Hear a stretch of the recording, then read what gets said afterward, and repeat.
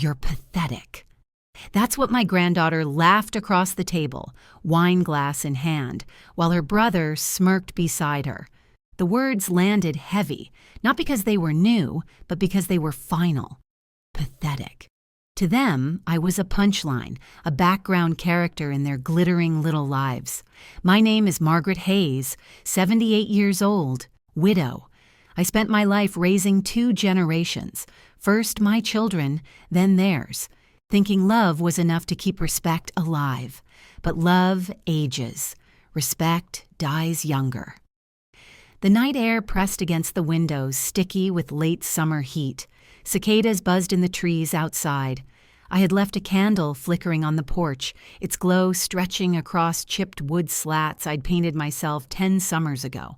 The house smelled faintly of old coffee and lemon cleaner, my rhythm, my sanctuary.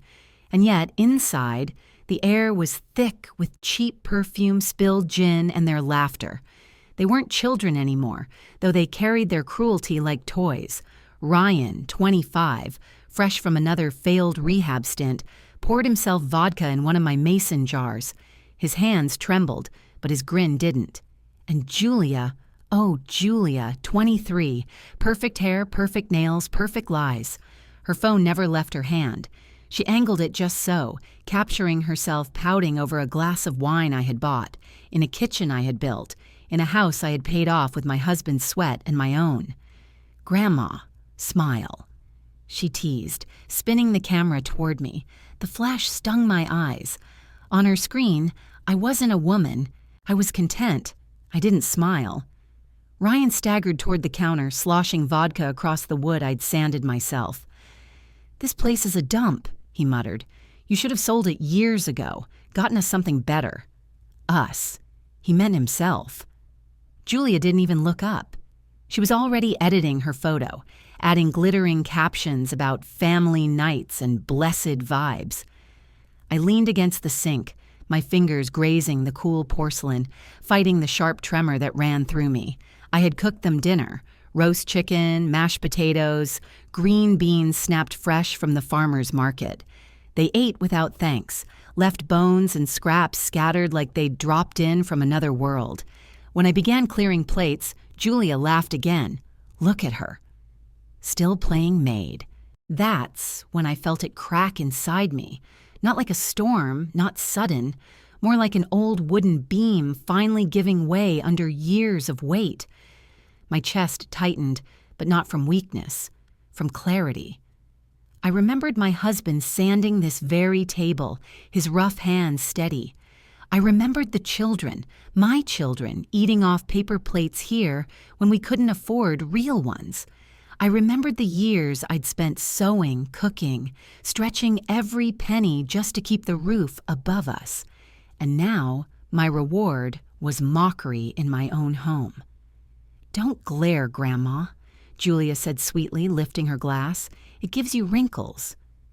By the time the night dragged into midnight, Ryan was slumped on the couch, glass still in hand, while Julia scrolled on her phone, snapping pictures of her shoes against my rug.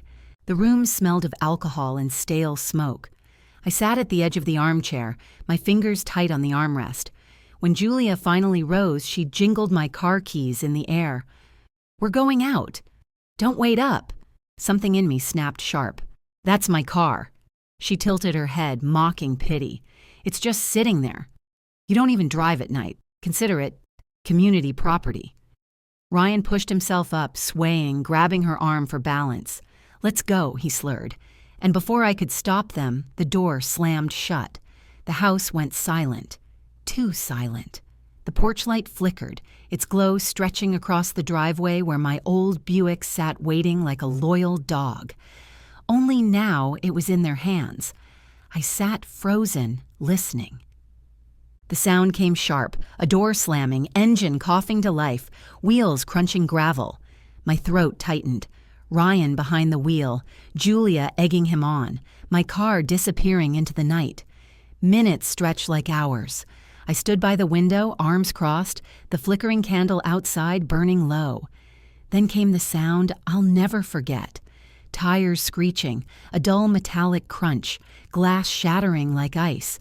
The night air went still again, then distant voices, yells, a dog barking. I didn't move right away. My heart pounded steady, not panicked. I walked to the porch, each step deliberate. The candle had burned nearly to the wick, the wax dripping down the glass. Across the street, shadows moved under the yellow glare of a street lamp. My car sat twisted against the corner post, metal bent, one wheel spinning uselessly. Ryan stumbled out of the driver's seat, bleeding at the lip, swearing under his breath. Julia shrieked, clutching her phone like it might save her. Her sequin dress glittered in the light as if this was still some party. They weren't hurt badly, just shaken, drunk, stupid. And then Ryan laughed. Actually laughed. "Guess you're walking now, Grandma." Something inside me hardened then, not anger, not grief, something colder. I turned, walked back into my house, and picked up the phone. The old rotary dial hummed as I pressed the numbers I hadn't dialed in years. When the voice answered, steady and official, I didn't hesitate. "Yes, I'd like to report an accident. 2 intoxicated drivers. My car. My family." The words slid out, smooth, calm. For the first time in years, I didn't feel powerless. They thought they could laugh forever. They thought my silence was surrender. But they had no idea what I was about to do next. The porch light flickered above me, casting a pale circle that made the night look staged. My car sat broken across the street, hazard lights blinking like dying fireflies. The police came quicker than I expected. Blue and red lights splashed against the front of my house, painting the chipped shutters in strange colors. Cicadas went quiet. Neighbors peeked through curtains. A young officer with a fresh face scribbled on a notepad, while an older one scanned Ryan with the kind of weary eyes that had seen this story too many times. "Ma'am, can you confirm this is your vehicle?" the older one asked. "Yes," I said. My voice was steady. "It was, until they stole it." Julia scoffed, clutching her glittering phone like a lifeline. "We didn't steal it." She's being dramatic. Family car, right? Ryan chuckled, blood on his lip. "Relax, Grandma. Insurance will cover it." The older officer's brow tightened. Insurance. As if a policy could cover years of disdain. I said nothing more. They tested Ryan, failed the sobriety check in 2 minutes flat. Julia tried to charm her way out, her mascara smudged, voice dripping with fake sweetness. It didn't work. When the tow truck hauled my Buick away, I felt something snap loose in me. Not the car, not the money. It was the way they laughed, even with flashing lights around them. They weren't ashamed. They weren't afraid. They thought they were untouchable. The next morning, the sun was too bright. It slid through the blinds and laid across the kitchen floor like gold I couldn't spend. I brewed coffee, black and bitter, steam curling upward like it carried a message. On the table sat the police report, a copy they'd handed me before leaving. Words in ink, my grandchildren's names in print. I traced Julia's name with my finger, the same finger that had once buttoned her tiny coat on a snowy morning. She used to cling to me, afraid of slipping on the ice. Now she clung to strangers' approval online, flaunting what wasn't hers. My hands trembled, not from age, but from remembering. I folded the report carefully, slipped it into a drawer in the sideboard where I kept the old bills, deeds, photographs. My husband's handwriting lived in that drawer too. Receipts for lumber, paint, mortgage payments, proof of a life built without shortcuts, proof I wasn't pathetic, and now proof against them. By noon, Julia was posting again, a photo of herself in sunglasses, a coffee cup with a logo angled just right. Caption, "Shaken but never broken." No mention of my Buick, no mention of the accident, just an image polished for strangers. Ryan called, his voice groggy. "You're not going to press charges, right?" He didn't say sorry. He didn't ask if I was okay. Just wanted reassurance I'd stay quiet. I didn't answer. I hung up. That silence must have unnerved him, because an hour later, Julia called. Her tone was sharper. "Grandma, don't ruin this for us." It was one stupid mistake. No one needs to know. I stared at the phone long after the line went dead. The coffee on my table had gone cold. My patience had too. Around 3, I stepped outside. The heat clung to my skin. My porch still smelled faintly of candle wax from last night, hardened in drips along the railing. Across the street, the skid marks curved black across the pavement, a scar that wouldn't wash away with rain. A neighbor waved from her yard. Kay. Always kind, always watching. She tilted her head at the mess and mouthed, "You okay?" I nodded once. That was all. But inside, my mind wasn't nodding. It was racing. That evening, I opened a shoebox in my closet. Not shoes inside, papers. Old files I'd kept too long. Out of habit, maybe out of instinct. Ryan's rehab admissions, copies of medical paperwork he once left behind, Julia's unpaid credit card bills she begged me to cover 5 years ago with her signature clear as daylight. I held each page like evidence, because that's what it was, evidence, not just of their failures, but of their entitlement. Every late payment, every form, every police report, they were writing their own story. All I had to do was keep the pages. By nightfall, the house felt too quiet. I lit another candle, its glow soft against the kitchen walls. I brewed tea this time, steam rising, fogging the window where I could see the empty driveway. I wasn't sad anymore. I wasn't even angry. I was calculating. They thought I was too old to notice, too fragile to fight back, but they forgot something important. This was still my house, my name on the deed, my voice on the phone, and I was done being quiet. The phone buzzed again just before midnight. Julia, her voice sharp, almost panicked. "Grandma, you didn't tell anyone else, did you?" "You didn't." I let her talk. I let her words spill out excuses, threats wrapped in concern. When she finally paused, I spoke softly. "I'm not the one you should be worried about, Julia." A silence, then a click. She hung up. I blew out the candle. Smoke curled upward, the room falling into darkness. My reflection in the window looked different, less tired, sharper. The next day, I walked into town. The sun baked the sidewalks, heat shimmering off the blacktop. I passed the diner where I used to take them for ice cream sundaes. I passed the bank where I'd withdrawn cash for Ryan's emergencies. Each step was heavier, but steadier. At the corner, I stopped at the bulletin board outside the community center. Flyers fluttered in the hot breeze. Piano lessons, yard sales, church bake sales. I pinned nothing. I just stood there, thinking, watching the world move as if nothing had shifted. But something had. Inside me. That evening, Kay knocked on my door. She brought banana bread, wrapped warm in a towel. "Saw the tow truck last night. Thought you might need company." We sat at the table, 2 women sipping tea in the glow of a single lamp. She didn't ask for details, didn't pry. She just said one thing before she left. "Don't let them take more than they already have." I nodded. The words sank deep. When the door closed, I sat alone again. My shoebox of evidence sat on the counter.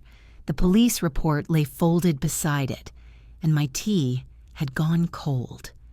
I opened the drawer, pulled out a fresh notebook, and wrote on the first page, "Step 1. The pen didn't shake. My hand was steady. The word Step 1 stared back at me from the notebook. I didn't cross it out. I didn't soften it. I underlined it twice. The house was silent except for the hum of the refrigerator and the tick of the wall clock. I closed the shoebox of documents and set it on the kitchen counter. The weight of it wasn't just paper. It was years. Every late-night drive to fetch Ryan from bars, every dollar I gave Julia just until payday, every bruise of their mockery, all pressed into pages. By morning, my plan had shape. I brewed strong coffee, its steam curling up into the kitchen light, and called the insurance company. My Buick was gone, wrecked, but the policy wasn't. When the man on the line asked if I wanted to authorize Ryan to discuss the claim, I said no. Firmly. "I'll handle it myself," I said. It was a small thing, but the silence on the other end told me he wasn't used to hearing that word from someone my age. Number. That afternoon, Julia posted another photo. She stood in front of a boutique mirror, sunglasses perched on her head, pouting into the camera. Caption, "Unstoppable, unstoppable," while driving my car into a pole. Unstoppable, while sipping lattes bought with credit cards she never paid. The comments beneath gushed, "Queen," "Inspo," "So glamorous." Not one word about the wreck. Not one about me. I closed the app. But I didn't close the book. 2 days later, Ryan came pounding on my door. His knuckles left marks on the screen door. His eyes were red, his voice rough. "Grandma, you didn't tell the cops everything, right?" I opened the door just enough to see him sway on his feet. "I told them the truth," he cursed under his breath, scratching his neck. "You don't understand. If they send this to the rehab program, You'll what?" I cut in. My voice was sharper than I expected. He froze. For once, he had no quick excuse. Just stood there, unsteady, like a boy caught in a lie he couldn't spin. I shut the door. The sound of the latch was louder than his mumbling apology. That night, I called someone else. Not the police, not the insurance. A lawyer, Mr. Colton, old friend of my husband's. He'd retired years ago, but his name was still in my address book. When I told him what happened, he didn't interrupt. When I said I wanted to update my will, he simply said, "Come by Monday morning. Bring everything." I looked at the shoebox on my counter. Everything. The weekend dragged. Julia didn't show her face, but her voice found me in the form of a voicemail. "Grandma, please don't do anything rash. We'll make it up to you. We're family, remember." Family. A word they'd wrung dry. I deleted the message. Monday came with gray skies and a soft drizzle. I put on my old navy coat, slipped the notebook into my purse, and tucked the police report beneath it. At Mr. Colton's office, the waiting room smelled faintly of dust and lemon polish. His secretary offered tea. I declined. My hands didn't need warmth. They needed ink. He looked older, slower, but his eyes were sharp as ever. "Margaret," he said, shaking my hand, "what can I do for you?" I placed the shoebox on his desk. Papers spilled out like accusations. "I want this house secured. I want my will changed, and I want to make sure they can't touch a dime of it."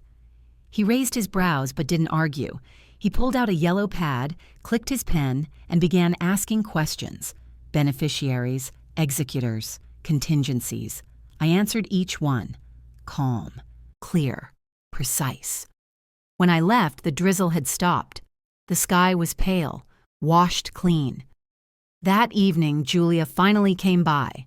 She swept in like she owned the place, perfume trailing, heels clicking on my floor. "Grandma, you can't actually go through with this.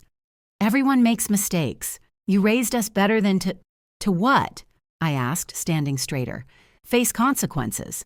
Her smile faltered. "This isn't you. You're letting anger make choices. You'll regret it." I didn't argue. I didn't shout. I simply handed her a folded paper, the copy of the police report. Her face drained of color. "This isn't public yet," I said softly, "but it could be."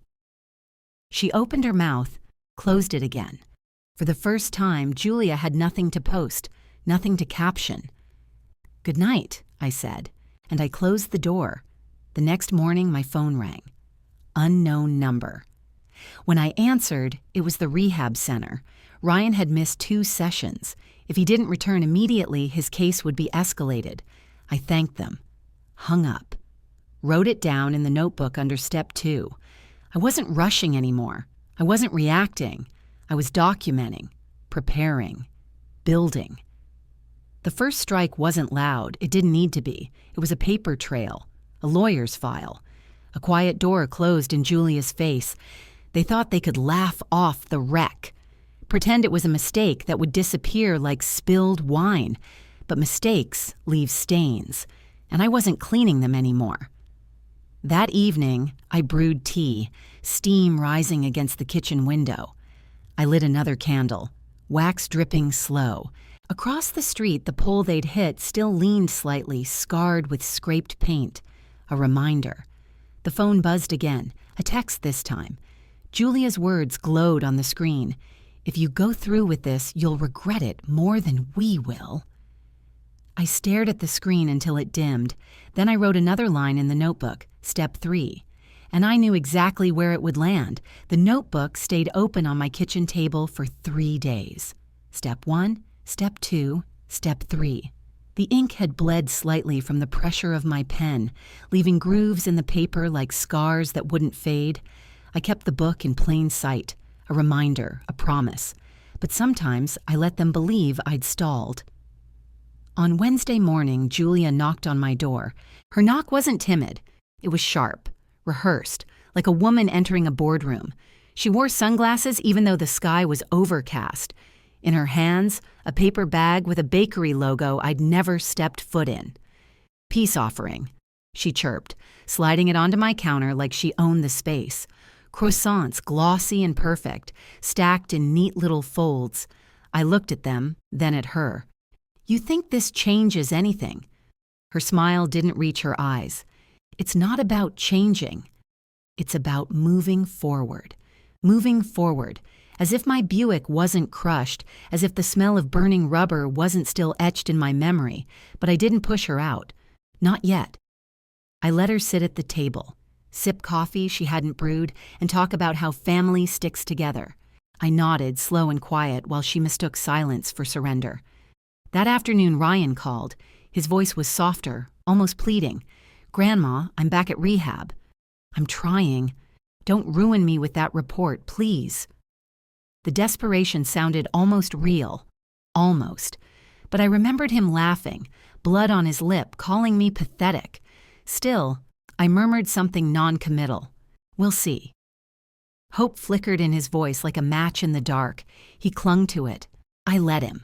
For 2 days, they acted sweet. Julia stopped posting selfies long enough to bring over groceries. Cheap ones, nothing like the boutiques she paraded online. Ryan sent short texts about staying clean and working the program. They didn't apologize, they just performed. And I let them think it worked. Neighbors noticed. Kay stopped me on the porch. "Looks like things are better with your grandkids, huh?" she said gently. I smiled, but it wasn't joy. It was teeth. For now. That Friday night, I sat alone in the living room. The house was quiet except for the hum of the old ceiling fan above me. The walls glowed faintly with the amber light of the lamp my husband bought in 1972, still working after all these years. I held the shoebox again, its weight familiar in my lap. Ryan's rehab records, Julia's debts, the police report, my own notes. And yet, for the first time in weeks, I closed it and set it aside. Just for a moment, I let myself breathe. I made chamomile tea, steam fogging my glasses, and sat in my armchair, pretending I could live in that fragile calm. Then Julia slipped. She posted a photo the next morning, champagne glass in hand, standing in front of someone's luxury car. Caption, "Nothing can stop me. Haters gonna hate. Nothing can stop me." I stared at the screen until my hand curled into a fist. They hadn't changed. They hadn't softened. They were just buying time. That evening, the phone rang. Ryan again. His voice slurred, weaker than before. "Grandma, I need some cash to cover fees. Just until I get back on my feet. You don't want me ending up back on the street, do you?" There it was. The truth, dripping through the cracks. Not recovery, not remorse, just need. Always need. I didn't answer. I hung up. And I wrote in the notebook, Step 4. That night, I didn't sleep. The house creaked with every gust of wind, and the candle flame on the table flickered long shadows against the wall. I walked room to room, touching the furniture my husband and I had bought piece by piece, proof of lives lived honestly, and I realized something. The false peace they were offering wasn't for me. It was for themselves. They wanted me quiet long enough to move on, to rebuild their stories online, to drink and stumble again without consequence. But the shoebox on the counter told the truth, and I was ready to open it again. Sunday morning, Julia came by unannounced. She walked through the door like she still had a right to. She was on the phone, laughing too loudly. When she saw me, her face froze. She began. I know what you were just. I cut her off. And it ends here. She blinked, her mouth open. For the first time, she looked unsure. Grandma, don't do anything crazy. I didn't reply. I walked past her, opened the drawer, and pulled out the folded police report. I set it on the table between us. The bold letters of her name stared back at her. Her laugh faltered. Her phone slipped into her purse. You wouldn't, she whispered. I didn't answer. I just looked her in the eye. And the silence said more than words ever could. That night, I packed a small leather bag, not clothes, not keepsakes, documents, deeds, insurance papers, the notebook. I placed it by the front door, because tomorrow I wasn't just writing steps anymore. Tomorrow I was going to take one. The leather bag waited by the door all night. I didn't sleep. The clock ticked steady in the dark, a metronome for thoughts I'd carried too long. When the sky finally lightened, pale gray bleeding into the kitchen window, I picked up the bag and stepped outside. The morning air was crisp, damp with dew. My shoes crunched against the driveway gravel. Across the street, the utility pole still leaned from the crash, its scarred bark a monument to their arrogance. I walked past it without looking back. Downtown was quiet at that hour. Shopkeepers raised metal shutters, the diner smelled of bacon grease, and the bank's doors clicked open at 9 sharp. I was the first one inside. The young teller smiled politely. Good morning, ma'am. How can I help you today? I placed my bag on the counter, pulled out the deed to my house, and slid it across. I'd like to review authorized access on all accounts tied to this property. His smile faltered. Of course. One moment. A manager appeared, glasses perched low, her tone brisk but careful. It looks like you have 2 listed co-signers, your grandchildren. No, I said flatly. Remove them. Today. Her eyebrows lifted. Are you sure? Yes. The air between us was sharp as glass. She tapped her keyboard, printing fresh forms. When she slid the papers across, I signed without hesitation. My name, my hand, no loopholes. When I walked out, the sun had broken through the clouds, glinting against shop windows. For the first time in years, the weight on my shoulders shifted, not gone, but lighter. That afternoon, Julia called. Her voice was sugary, forced. Grandma, I was thinking we should do a family dinner. Just us. Start fresh. I looked at the new documents spread across my table. Her name was gone from every line. I'm busy, I said, and hung up. 5 minutes later, Ryan texted, Hey, I'm serious about turning things around. Can we talk? I didn't reply. Instead, I opened my notebook and drew a single line through step 4. Done. The next day, Julia showed up uninvited again. This time, she brought tulips. Pink, cheerful, wrapped in glossy paper. She set them in a vase on my counter as if decoration could erase wreckage. Grandma, she began carefully, I know we messed up. But you don't really want to cut us out, right? We're family. Blood. Her eyes were wide, voice trembling just enough to seem real. I let her talk. I let her spin her web of excuses, promises, false sincerity. Then I walked to the counter, picked up the vase of tulips, and set it gently outside on the porch. You can take them with you when you leave, I said. She blinked, her composure cracking. What happened to you? The answer was simple. I woke up. That evening, I lit a candle on the kitchen table. The flame threw long shadows against the wall, steady and certain. The shoebox sat beside it, open, papers fanned like a deck of cards waiting to be played. I picked up one of Ryan's rehab forms, his own signature scrawled at the bottom, acknowledging his relapses. Then Julia's unpaid bills, her debt collector's letters. Evidence, all of it. I stacked them neatly, slid them into a large envelope, and wrote one word on the front. Police. For hours I sat in silence, staring at that envelope. My tea went cold. The candle burned low. Somewhere outside, A dog barked, and a train whistle carried faintly on the night air. Was I really ready? The doubt whispered, but it didn't stay. Because every photo Julia posted, every lie Ryan told, every insult they hurled was louder than hesitation. And the next morning, I carried the envelope to the police station. The building smelled of coffee and disinfectant. Officers shuffled papers, phones rang, pens scratched. I waited at the counter until a woman in uniform asked how she could help. "I need to file additional information related to an accident report," I said calmly. She nodded, took the envelope, flipped through the pages. Her eyes flicked upward, sharper now. "We'll add this to the file, ma'am." "Thank you." Her tone changed, not condescending, respectful. I left without a backward glance. By evening, the calls started. Ryan first. "Grandma, what did you do? They're talking about pressing charges." Then Julia. "How could you betray us like this? You'll ruin everything. Do you understand?" Betrayal. As if I hadn't been betrayed first. I set the phone down, the screen glowing until it dimmed, their voices cut off by silence. That night, the house was quiet. Too quiet. I sat by the window, watching headlights sweep across the street, the wax of the candle dripping slow, the air heavy with the scent of smoke and lemon cleaner. I had taken the step, the first irreversible move. But something told me it wouldn't end with papers and police files. Because revenge, once started, doesn't walk. It runs. And I was already too far down the road to stop.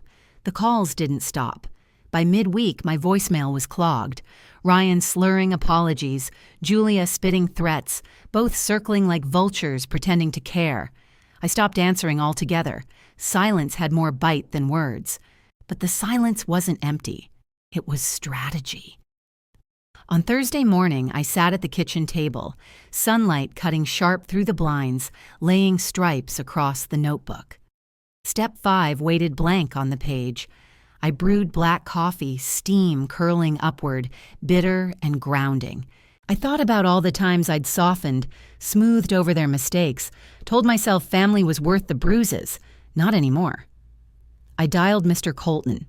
"Is the paperwork ready?" "Signed, sealed, and notarized," he said. "The house is secured under your name only. Your will is updated. They can't touch it." I exhaled. The house, the one place they thought would be theirs someday, was now a wall they'd never scale. That afternoon, Julia posted another picture. Not tulips this time. A cocktail glass, her painted nails wrapped around the stem. Caption, "Some people thrive under pressure." Her followers cheered. None knew the truth. Her car repossessed, her credit cards blocked, her name tangled in debt collectors' files. She was thriving on fumes. I saved the photo to my phone, slid it into a folder I'd labeled Evidence. That night, Kay stopped by with soup. The porch light flickered overhead, moths beating themselves against the glass. She set the pot on my counter and studied me carefully. "You're different," she said. "How so?" "You're not waiting anymore. You're moving." I didn't deny it. I've waited long enough. The next morning, Ryan showed up. He looked worse. Eyes bloodshot, hair greasy, shoulders slumped. He knocked until I opened the door a crack. "Grandma, please." "They're threatening to kick me out of rehab. I just need a little cash to settle things. Just this once. Just this once." A phrase I'd heard for years. "Ryan," I said quietly, "your choices aren't mine to fix." He blinked, mouth opening and closing like a boy caught in the rain without an umbrella. Then his face hardened. "You think you're better than us? You're not. You're just old and bitter. And when you're gone, none of this will matter." I closed the door on him mid-sentence. His voice carried through the wood, angry, desperate, but I didn't open it again. Instead, I wrote Step 6 in my notebook. Remove power of attorney. The bank manager recognized me immediately. "Back again, Mrs. Hayes." "Yes. I'd like to revoke all powers of attorney and access rights given to family, effective today." Her fingers flew over the keyboard. "Consider it done." Done. One word, but it felt like steel in my spine. By Saturday, Julia caught wind. Caught. She stormed into my house without knocking, heels clicking like hammers. "You've cut us off," she hissed. "Bank told me." "What do you think you're doing?" I was sitting at the kitchen table, candle burning low, notebook open. I didn't flinch, protecting what's mine. Her laugh was sharp, brittle. "You can't survive without us." I raised my eyes. "I've survived my entire life without you." For a moment she faltered, but only a moment. She grabbed her phone, already recording. "You want to play? Fine. Let's see what the world thinks when I show them how cruel their sweet grandma really is." I didn't move. Let her record. Let her spin her lies. Because I had something stronger than her captions. I had documents, reports, records with signatures, truth. That evening, I heard Ryan and Julia arguing outside on the porch. Their voices carried through the thin summer air. "She's serious," Ryan muttered. "She's bluffing," Julia snapped. "She needs us." "Who else does she have?" Their silhouettes blurred against the street lamp, two figures clawing at illusions. They didn't know I was listening, candlelight flickering against the wall behind me. I closed the curtain and smiled faintly. Bluffing was for gamblers. I was dealing in certainties. Sunday came with rain, soft and steady, drumming against the windows. I sat by the fireplace, its glow orange and warm, the air thick with the smell of wet earth outside. I flipped through the envelope of police reports again, fingers steady. Every page was a nail, and I was building something they couldn't escape. The phone rang once more, Julia this time. Her voice cracked, no gloss left. "Grandma, please. Don't ruin us, we'll change, we'll do better, I promise." Promises, empty as broken glass. I didn't answer. I let the machine click on, her voice fading into static. That night, I added a final note to the page. Step 7, call detective directly. My hand didn't tremble. My chest didn't tighten. I felt clear. The rain eased outside, leaving the air heavy, still. I blew out the candle, smoke curling into the dark like a whispered secret. Tomorrow, I would make the call, and when I did, there would be no going back. The rain had cleared by morning, leaving the street washed clean, pavement shining under pale sunlight. I sat at the kitchen table with the receiver in my hand, the detective's number written neatly on the pad in front of me. For a moment, I stared at it, not with hesitation, with certainty. When I finally dialed, the line clicked sharp. A steady voice answered. "Detective Lawson." "This is Margaret Hayes," I said calmly. "I filed a report about a stolen vehicle.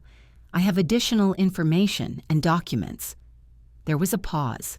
Then his tone shifted, more deliberate now. "We should meet. Today." The station smelled of old coffee and damp uniforms. I sat across from Lawson, my folder open on the table. Ryan's rehab records, Julia's debts, the accident report. Every page in order, clipped, labeled.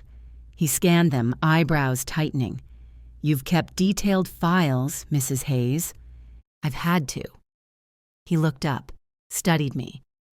"Do you want to press formal charges?" My fingers tapped the table once. Then I said the words that sealed it. "Yes." When I stepped back outside, the sun had turned fierce, heat pressing down on the sidewalk. My reflection in the station's glass doors looked sharper than I remembered. Not frail, not pathetic, focused. Across town, Julia was posting a new story, smiling with a drink in her hand, music blaring in the background. The caption read, "Living my best life." I almost laughed. Best life, and she didn't even know it was already ending. That evening, I lit a candle on the counter, wax dripping slow. I brewed chamomile tea, steam fogging the glass, and waited. It didn't take long. The first call came from Ryan. His voice cracked, frantic. "Grandma, what did you do?" Lawson showed up at the center. "They're talking about probation, charges." I didn't answer.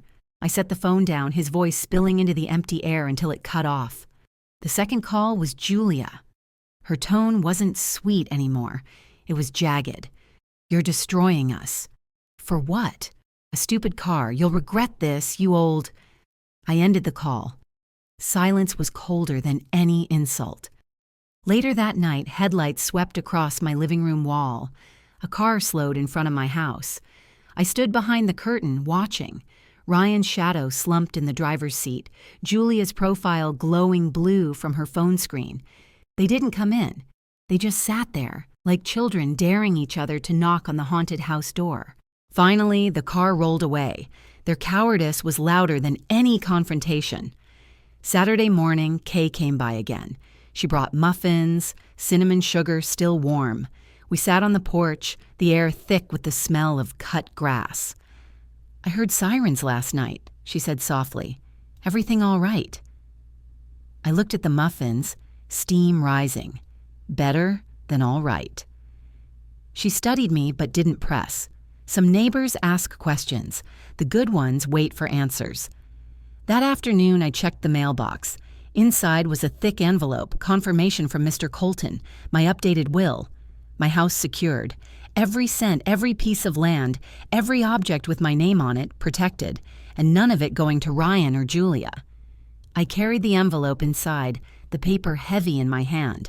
I placed it on the kitchen table, right beside the candle, and smiled faintly. But peace doesn't last. By evening, Julia showed up again. This time, no flowers, no bakery bags, just fury. She stormed into the kitchen, eyes flashing, voice sharp. "You think you're clever." Cutting us out, calling the cops. "You're not ruining us, Grandma. We'll ruin you. No one will believe you over us." I rose slowly, the candle flame flickering between us. "Believe me, I don't need them to. I have proof, and I've already shared it." Her face drained of color. Shared. With the police, with my lawyer, with people who matter. She opened her mouth, but no sound came. For the first time, Julia looked afraid. When she finally left, the house felt heavier, quieter. The candle burned low, wax pooling at its base. I sat at the table, notebook open, pen steady. Step 8, disinherit. I underlined it twice. The next morning, I walked into Mr. Colton's office with the will in hand. He reviewed the papers, stamped them officially, and slid them back. "It's done," he said. I exhaled, not relief. Resolve. When I returned home, the phone was ringing. I let it ring. The answering machine clicked. Ryan's voice, desperate, broken. "Grandma, please."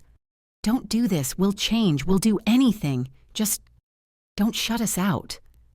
His words echoed through the empty house, colliding with Julia's threats, with Lawson's steady voice, with the silence I'd chosen.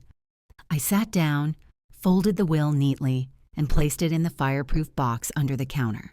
That night, I stood on the porch, candle in hand. The street was still, the air heavy with summer heat. Across the way, the scarred utility pole leaned in silence. I thought of everything I had carried, everything I had swallowed, everything they had mocked, and I whispered to the dark, "It's almost over." Then headlights turned the corner. A car pulled up fast, tires squealing. Ryan's voice carried through the night, wild, unsteady. "Grandma, you can't do this." He stumbled out, Julia close behind, her phone already in hand, recording. Their shadows stretched long under the street lamp, broken, frantic. I didn't move. I just held the candle steady, its glow sharp against the night. And when they started toward me, I knew. This wasn't begging anymore. This was war. The porch boards creaked under their weight. Ryan stumbled closer, eyes bloodshot, voice slurred. Julia followed, phone raised, her screen's glow a pale imitation of the candle I held steady in my hand. "You're not taking everything from us," Julia hissed. "People will see this. Everyone will know you're cruel, bitter, crazy." "Then let them," I said, my voice cutting through the night like glass. Ryan lurched forward, grabbing the porch railing. "Grandma, please don't leave us with nothing." Nothing. As if they hadn't already left me with less than that. The candle flame flickered, casting shadows across their faces. One desperate, one furious, both blind. By Monday morning, the detective had all he needed: Ryan's rehab violations, Julia's debts, her forged signatures, the police report from the wreck, my testimony, my will. Lawson looked me in the eye across his cluttered desk. We'll move forward. There will be hearings, likely charges. You should be prepared for their anger. I've been prepared, I said. News spread quickly in a small town. By midweek, whispers trailed me in the grocery store. Did you hear about Margaret's grandkids? Police involved. Rehab scandal. Faces turned toward me with pity, with curiosity. I didn't correct them. I didn't defend. Let them wonder.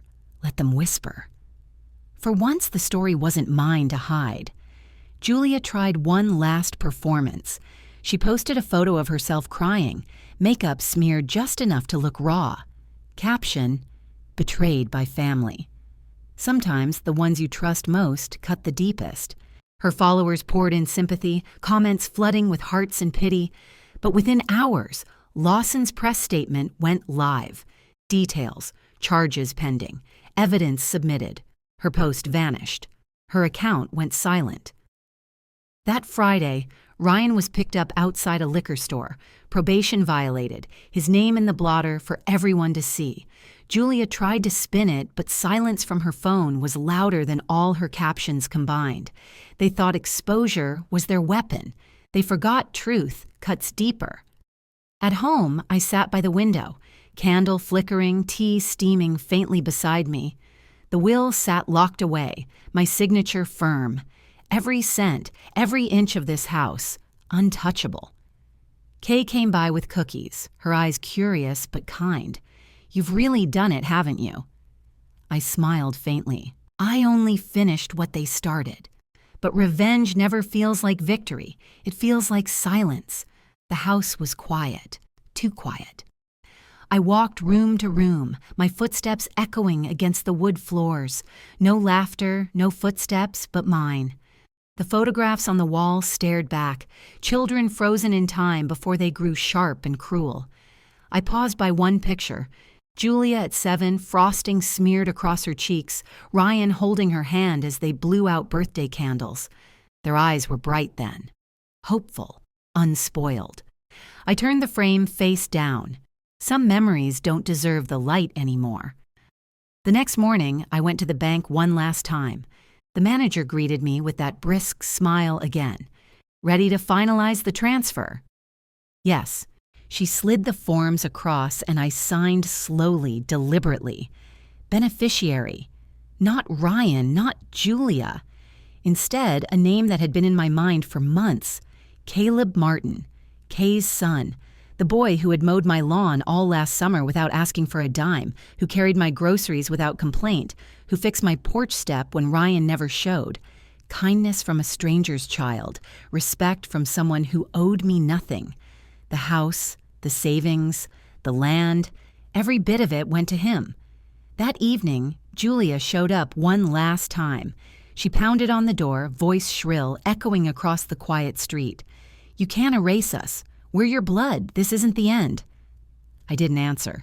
I sat inside, candle flickering, listening to her rage until it thinned into sobs, then silence. When she finally left, the street was still. The next day, I stood on the porch with Kay. The summer air smelled of fresh-cut grass, birds calling sharp from the trees. Caleb was across the street, patching the leaning utility pole with steady hands, his movements calm, deliberate. Kay touched my arm gently. You've secured everything. It's done. Nothing's ever done, I said. My voice was even, but my chest felt heavy, because revenge doesn't stitch the holes back. It just leaves the fabric frayed in a new shape. That night, I blew out the last candle, smoke curling in the dark. I sat in silence, tea cooling untouched beside me, Ryan in rehab, Julia humiliated, my house safe, my will rewritten, justice, revenge, victory. But as the silence pressed in, I realized something colder. They had lost everything. But so had I. I walked to the fireproof box, pulled out the will, and ran my hand across the ink. Caleb's name stood firm, unshakable. He would inherit what my own blood squandered. And yet, as I closed the box, I whispered to the empty room. They were still mine once. The walls absorbed the words. No answer came.